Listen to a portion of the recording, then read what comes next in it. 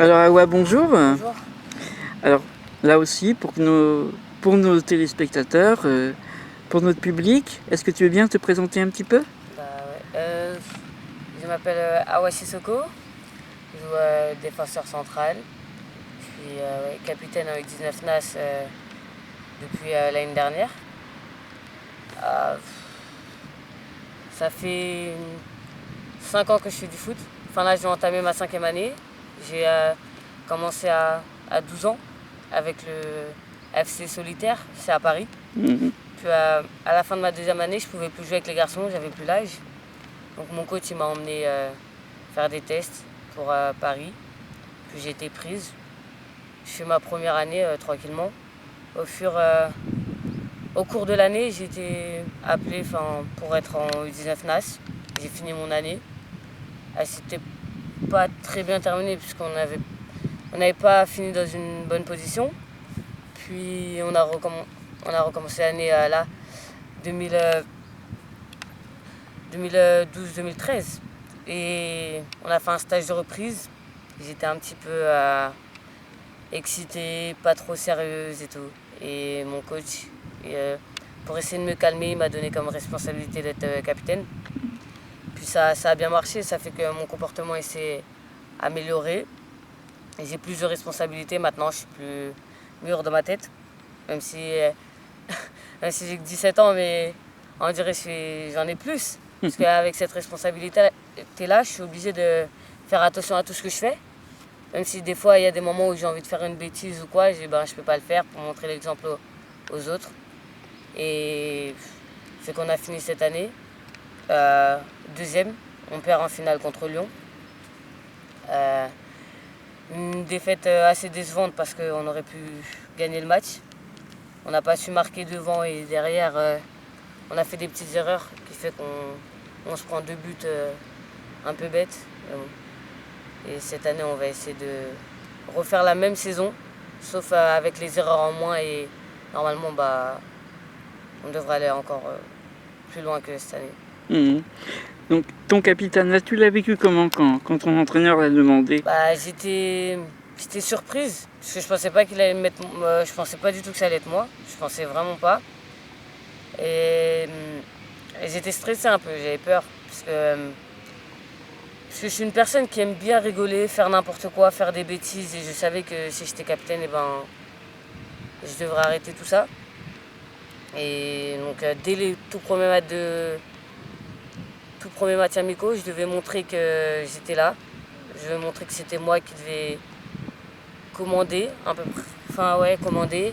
Et voilà. Après, c'était moins compliqué qu'au début, mais au début, j'avais un peu peur quand même. Je sais Mhm. pas. Mais c'est vrai qu'on te voit, enfin, moi j'ai eu l'occasion de te voir très sérieuse à la finale de la Coupe de France. Et tu gères comment en fait tu te bats contre toi-même, vraiment tu dis tu as la tendance à rigoler, mais sur le terrain on voit que tu mènes tout le monde. Alors, comment tu gères justement tes matchs? Parce que sur le terrain, on n'est pas pareil. Genre, dans les vestiaires, on va rigoler et tout, mais quand on est en tenue, en maillot et tout, tout le monde, on change. Un peu, on a.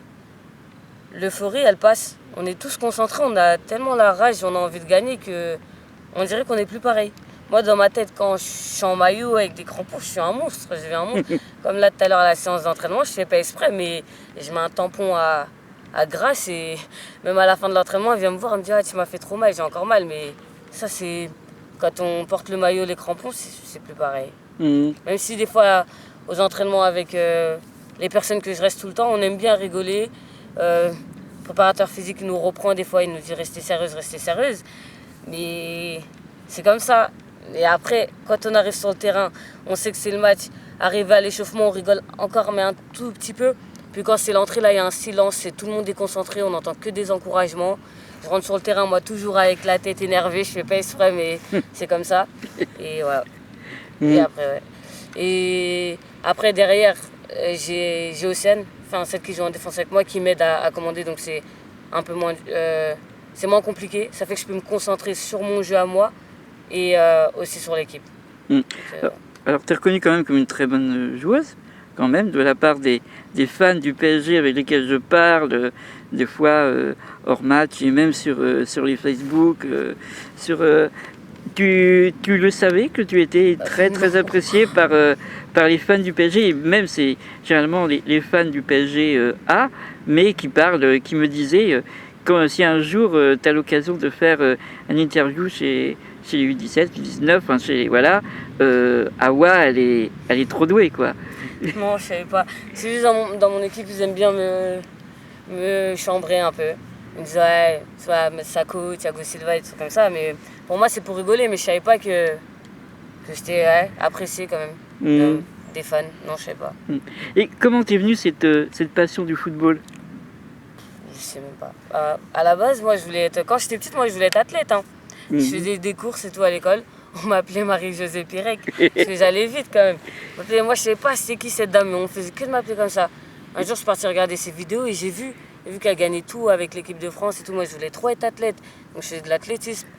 Et un jour avec le centre de loisirs on faisait un tournoi de foot. J'ai joué et là il y a tout le monde qui a commencé à me dire ouais fais du foot, fais du foot. J'ai calculé pas trop, donc ils sont partis dire à mon frère.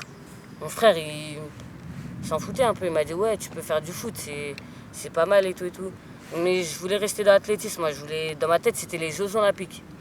Tous les jours j'allais à l'école, j'étais contente d'aller à l'école, je partais en courant et tout. Pour moi c'était les Jeux Olympiques parce que je savais qu'à la récréation j'allais faire des courses contre la plus rapide de l'école. Donc moi j'étais contente. Et un jour j'étais chez une fille qui s'appelle Aïssatou Tounkara, elle est en équipe de France U20. Oui. Et j'étais avec ma mère, ma mère a parlé avec sa mère et tout. Et Aïssatou elle me dit ouais tu veux pas faire du foot? Je dis, je sais pas, elle me dit, vas-y, si, fais du foot, c'est bien et tout. Je dis, bah vas-y, va demander à ma mère. Elle va demander à ma mère. Et quand Aïssatou, elle dit un truc à ma mère elle dit tout le temps oui. Donc après, j'ai fait du foot. Je devais partir avec elle à Issy-les-Moulineaux, mais ça s'est pas fait. Je suis parti avec les garçons. J'ai fait 2 années avec les garçons et après, je suis venu à Paris. Alors, bon, là, tu es au PSG. Avec ton niveau, tu as des chances de te retrouver quand même sur des matchs importants à un moment donné du PSG. Aïssatou, elle, est à Juvisy. Ce sont des gros chocs, ce sont des derbies, on peut dire. Tu penses que ça va se passer comment avec ta copine Aïssatou? Bah, je sais pas, parce que même là, en 19, j'avais déjà joué contre elle. Bon, c'était pas vraiment. Genre, on était contre, mais vu qu'elle jouait en défense en première mi-temps, ça fait qu'on n'a pas vraiment eu de contact physique. Et en deuxième mi-temps, elle passe 6. Et j'avoue qu'à un moment, elle arrive vers moi et j'ai pas trop osé lui rentrer dedans, je savais pas comment faire. Donc, je mets un stop propre. Puis, à un moment, elle met un crochet à Océane.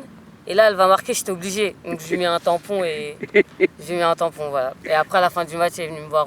On a rigolé comme si de rien n'était, puisque voilà, elle savait que c'était sur le terrain. Et après, elle m'a expliqué, elle m'a dit, ouais, sur le terrain, il y a pas de pote. Enfin, tu vas pas casser la jambe à la personne, mais il n'y a pas de pote. C'est ton équipe, puis c'est toi. Mais il n'y a pas de pote. Oui, c'est un petit peu ce qu'avait dit Laura Georges avec le gros tampon sur Camille Abili lors du match aller PSG recevait Lyon l'année dernière. Il lui a mis quand même 2 crampons à suivre. Camille a été stoppée pendant des semaines.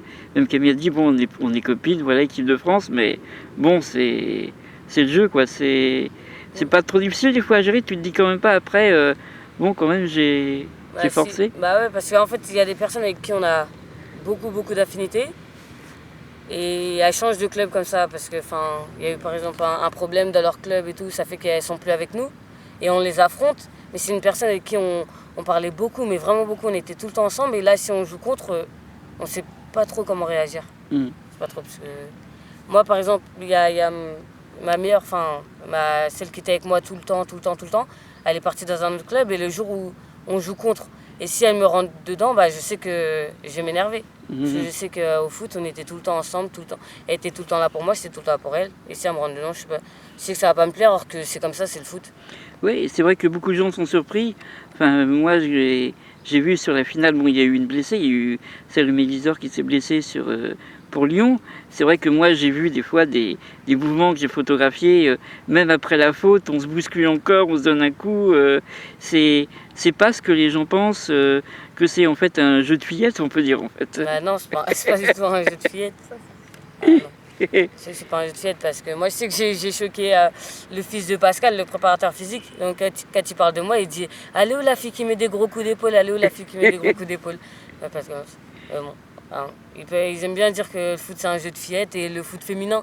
Alors qu'il n'y a pas, je trouve qu'il n'y a pas de foot féminin, c'est du foot tout court. Parce qu'on rentre, nous aussi on rentre dedans, on met des coups d'épaule, on sait dribbler et tout. C'est pas un sport de filles. En fait, c'est bon pour les gens qui ne regardent pas le foot féminin de dire que c'est un jeu de fillette. Ouais. Voilà. Donc, si on veut parler un petit peu de ta saison là, à venir, quels sont, toi, personnellement, tes objectifs? L'objectif, c'est de déjà commencer un bon début de saison avec les matchs amicaux, de faire des vrais matchs amicaux, de déjà montrer qu'on est là avec l'équipe, faire des vrais bons matchs, genre bien conserver le ballon et tout, retrouver notre jeu de l'année dernière, puisque l'équipe ne change pas vraiment, il y a des petites qui arrivent. Et après, c'est de reprendre les entraînements avec l'AD1. Il n'y aura pas d'aller vacances comme quand je m'entraînais avec l'AD1. Et ben, cette année-là, j'ai pas fait la reprise avec. Et là, je vais me donner à fond pour que pendant les vacances, et ben, je recommence à m'entraîner avec. Voilà. Tu espères jouer quelques matchs en D1? Tu espères un choc, un gros choc de D1 quand même peut-être? Ouais, quand même, j'aimerais bien, même si je sais que ça va être chaud, puisqu'avec les nouvelles recrues et tout, je sais que ça va être chaud, mais ouais, j'aimerais bien quand même. J'ai déjà fait des matchs amicaux, mais c'était pas des gros matchs. Mais c'était quand même bien de savoir qu'il nous faisait confiance, qu'il nous prenait avec lui, même si c'était que des matchs amicaux. Là, j'aimerais bien faire un jour un match de championnat en vrai. Même si je sais qu'au fond, ouais, ça va être compliqué. Et l'équipe contre laquelle tu aimerais entamer vraiment un match plein en D1? Saint-Etienne, Guingamp et Lyon. Bah, Lyon. Ah. Même si c'est les... Ouais, c'est... Tout le monde dit que c'est les favorites. Enfin, moi, je trouve pas. Hein. Même si je sais, oui, elles gagnent tout et tout. Mais moi, je sais que non. J'aimerais bien jouer contre Lyon. Jouer contre Elodie Thomis. Ah oui. Je sais qu'elle va vite. Et je vais vite et j'aimerais bien genre, courir à côté d'elle pour voir la différence. Genre pour voir si elle va vraiment vite. Ouais. Comme tout le monde dit. Tu es vraiment dans le défi envers toi-même déjà de te dire... voilà. Mais Guingamp, en fait, c'est bientôt déjà le premier. Hein. C'est la semaine d'après. Hein. Donc, peut-être au retour alors, sur Guingamp. Ouais. Et à plus long terme, tes objectifs? Bah ouais, j'aimerais bien intégrer l'équipe 1 et ouais, faire l'équipe de France. Mais en priorité à intégrer l'équipe 1. Et si je peux pas être en équipe 1 à Paris, être en équipe 1 dans un autre club, mais qui est pas en bas de tableau. Genre un club qui joue les 6 premières places du championnat D1. Et après, oui, intégrer l'équipe nationale. Et oui, l'équipe nationale, parce que ton ami Aïssatou, justement, médaillé de bronze à la dernière Coupe du Monde, tu ressens quoi? Je suis contente pour elle, parce que moi, ça a toujours été un modèle. Même si les gens ils aiment bien me comparer à Gridge. Oui. Mais moi, ça a toujours été Aïssatou. Même mentalité, dans la mentalité, dans le jeu. Je dis que ça a toujours été Aïssatou, c'est mon modèle et j'aimerais bien la rejoindre un jour. Jouer en défense à ses côtés, ça sera un truc de ouf. Ah oui. D'accord. Eh bien, écoute, merci pour ton interview, merci pour ta bonne humeur aussi, pour ta force. Et puis, on te souhaite le meilleur, merci. En tout cas. Merci, au revoir. Au revoir.